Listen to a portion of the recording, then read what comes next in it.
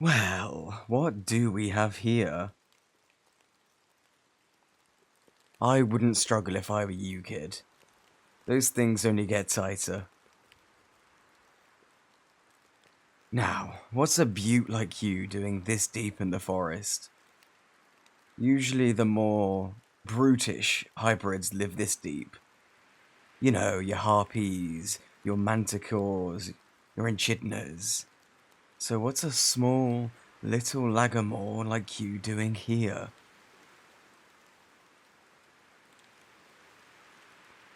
Cut you down? Oh, and why would I do that? You'd fetch a pretty penny in the marketplace.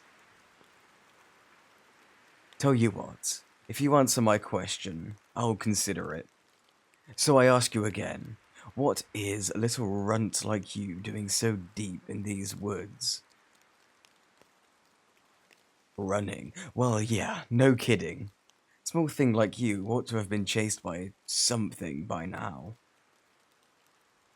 But what was chasing you?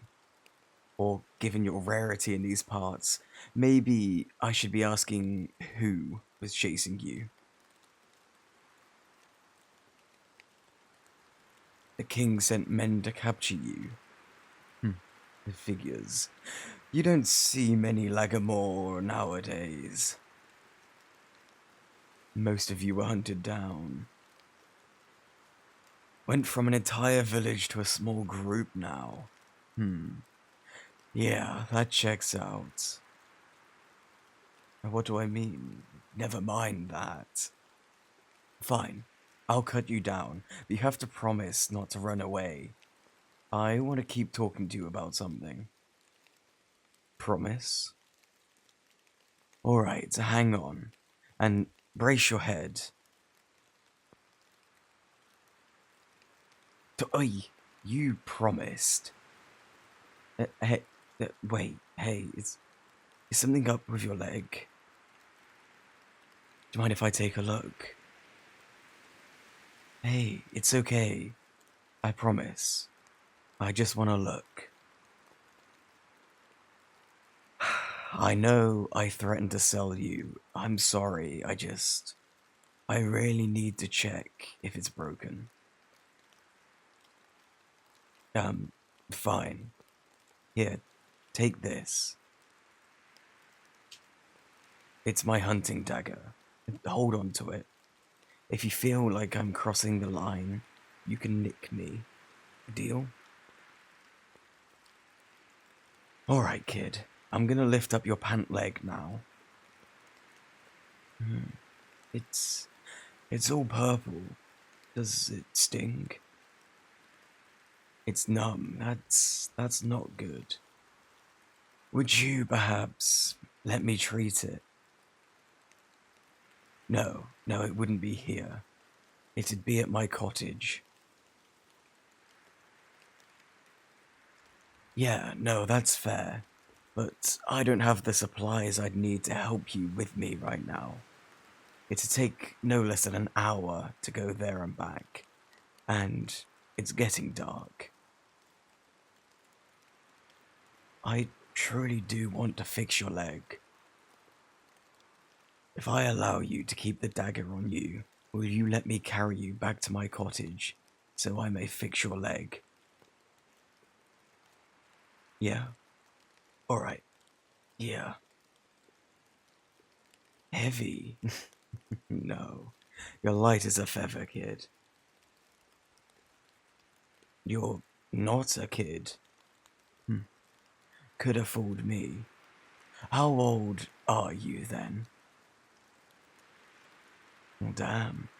Short little thing, aren't you? Alright, I'm sorry. Why are you so small then? Runt of the group and not getting enough food. Yeah, that'll do it. Well, if you want me to stop calling you kid, you're gonna have to give me a name. You don't have one. Come on. Everyone's got a name.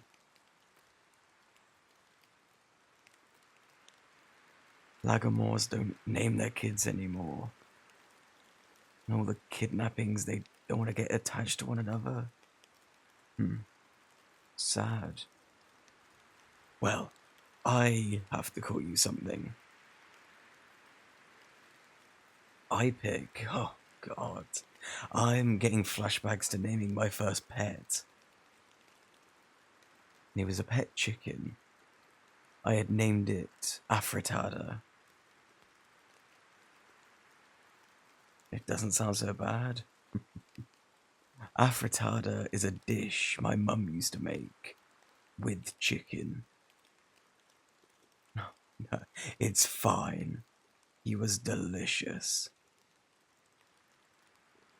Are you sure you want me to name you? Alright, well, give me a while to think about it. And there, all done. I gotta say, you took it like a champ. Not a peep out of you while I was realigning your leg. Get used to it. What do you mean? Oh, the scars. Wow. I thought you lived with the other Lagamore. How could this have happened to you? You don't live with them anymore? Kicked out for being the runt. They thought you'd slow them down and get them caught. Oh, bud. Would you maybe like to stay here? I don't have much, but it's a roof over your head and a fireplace to keep you warm during the winter months. You would? This ain't for free, though. Once you're healed, you're gonna have to pull your weight around this house, gathering food, tending the fixtures. For now, I'll start you off easy. Just help me prepare the meals and tend to the fire. Got it? Great. How about we start you off right now? I'll set everything in front of you and you can cut it up while I get the water to boil. Here, chop these onions and quarter the tomatoes. Once you're done with that, pick the stems off the stalk of this vegetable.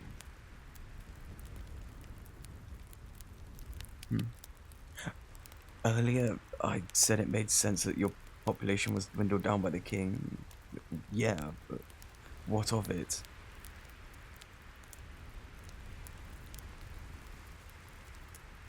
Why did I say that it made sense? Well, a while back, long time ago, I was a young hunter for the king.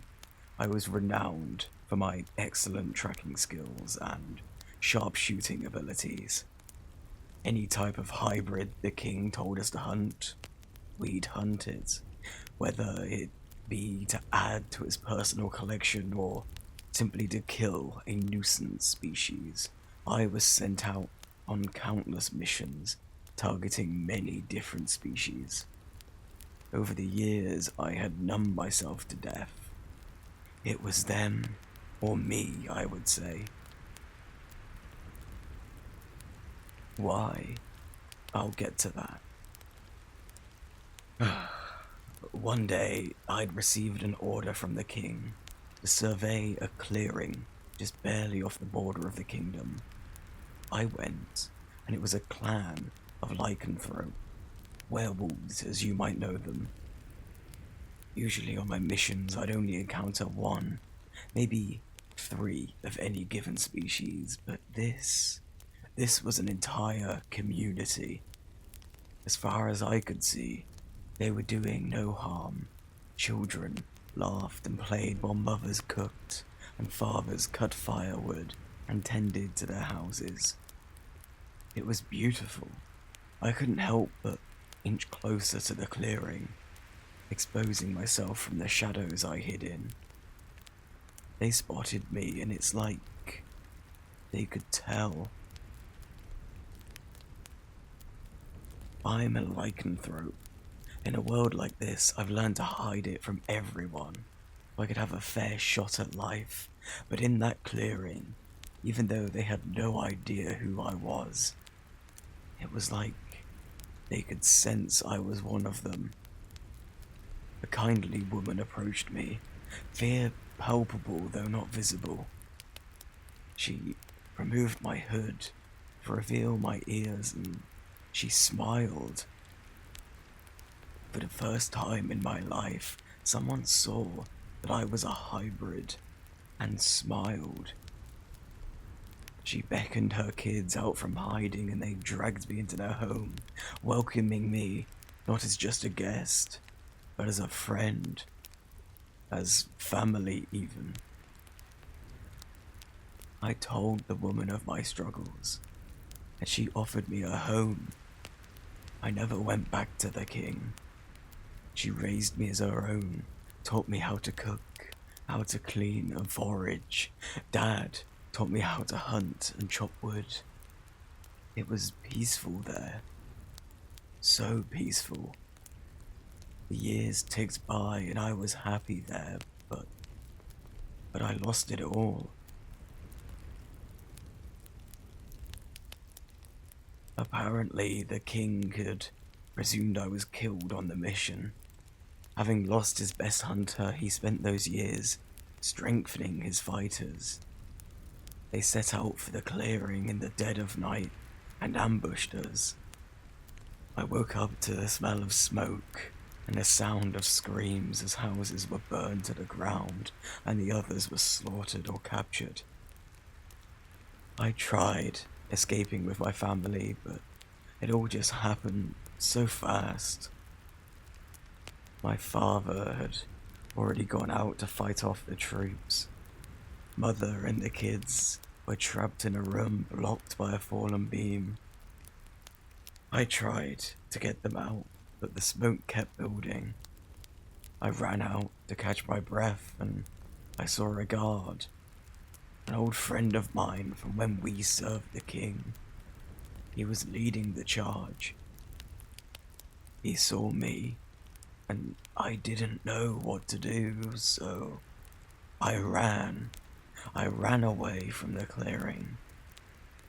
I abandoned everyone. It was selfish of me, I know, to leave everyone behind just to save myself. My entire life has been selfishness, and just when I think I've finally been freed, I do something selfish again. It cost me everything. Changed? No. No, I fully accept that I'm still selfish. But now, I have nothing to lose.